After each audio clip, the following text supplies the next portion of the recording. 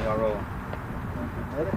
All right, Pete, bye week always a chance for kind of self-reflection, self-scouting. How did you kind of spend the bye week in terms of just kind of self-scouting? Yeah, I think this as a staff, we kind of got organized about making sure that we covered really all areas, whether we broke up some things with the run game, some things with the pass game, and just really did a deep dive into everything we're doing, see where we can be better, things that we might be doing good, different. Just it gives you a chance to look at it in a whole, and I think it was a good process for us. Got a lot of information and just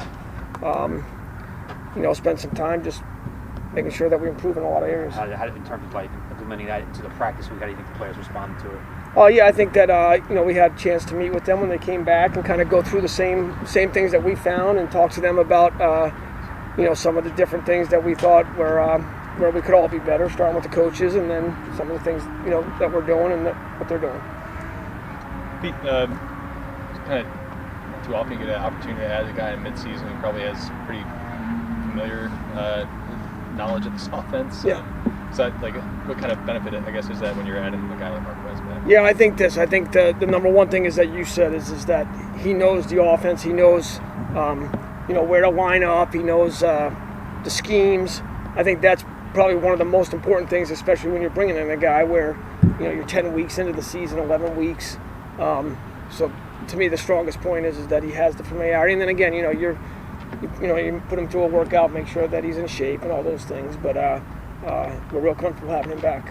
And then going up against Ryan, obviously there's a lot of familiarity there with him too, but completely different cast of characters pretty much. So how much like y'all's defense does it? Well, I think that there's there's a lot of familiarity, but there's also his touch on it, his things that he wants to do.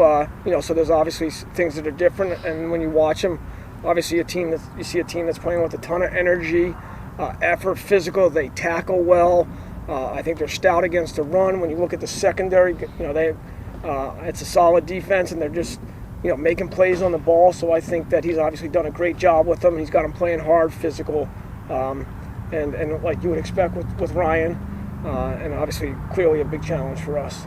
Were you guys almost, it seems like you guys have played a lot of teams after the Falcons have played it, so have you gotten a chance to really see a lot of them already this season before even the scouting process began this week? Well, I think that oftentimes when you're getting ready to play maybe somebody that you're not paying attention necessarily to their defense, it might be their offense that's coming through for you to see against the defense you're preparing for. But again, it's obviously a team that's playing well. It's situational football. They're in the tops in the league in red zone, third down. So again, we got our work cut out for us. Well, with AT, he's obviously a rookie getting into his first action week 9, week 10. Have you seen his confidence kind of grow in training camp? Yeah, I think the more I thought throughout training camp, you saw a player that got more and more confident. The more opportunities he got, the more familiar he got with the offense.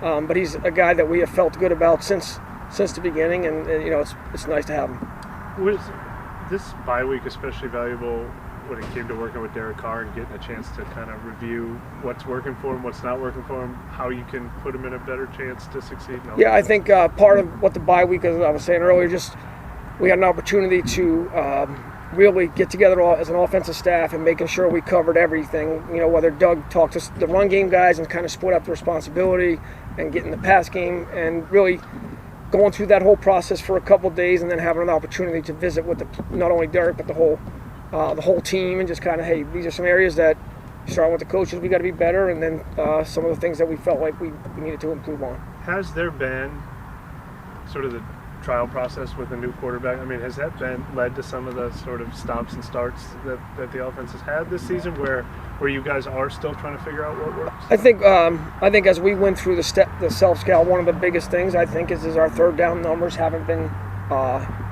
great really at any time. Even some of the games where we came out 50%, when you look at them, there was we felt like we should have been better.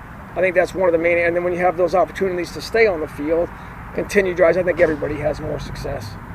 Did you find that some of the things that were working for the run game early in Minnesota before the score got out of hand? Yeah, I thought a culmination of some changes you had made. I think we had done a couple things differently, and I felt like in that game until we got into the situation where now we were playing catch up, and all of a sudden the run game was non-existent. I thought we blocked. I thought the O-line played well. I thought they did a good job with the run game. I thought we had a lot of positive in that area.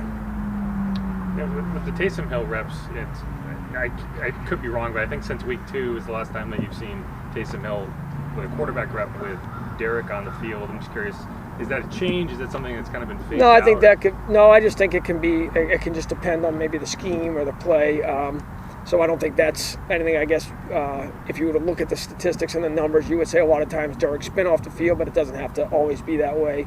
That's part of the game plan, and then so there's always you have both in the game plan usually every week, and obviously another thing that the game kind of got in a situation last week where we didn't get him enough opportunities. And just in terms of like when you do have both of them in the personnel, is it just you get lighter looks from the defense? I think that there's probably some chances that maybe they make. You'd have to maybe talk to some of the defensive coaches, but I think that there's opportunities there's times where you might get a little bit something different when Derek's off the field as opposed to maybe having both of them on. And then sometimes, go ahead. I'm sorry, finish.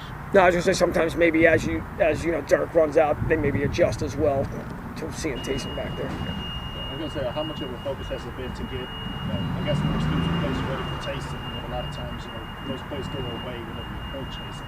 Yeah, I think that again we go into it's not any secret we go into a lot of game plans with a heavy dose, and sometimes it's an opportunity of just like the game got out of hand a little bit last week, but me also giving him those opportunities.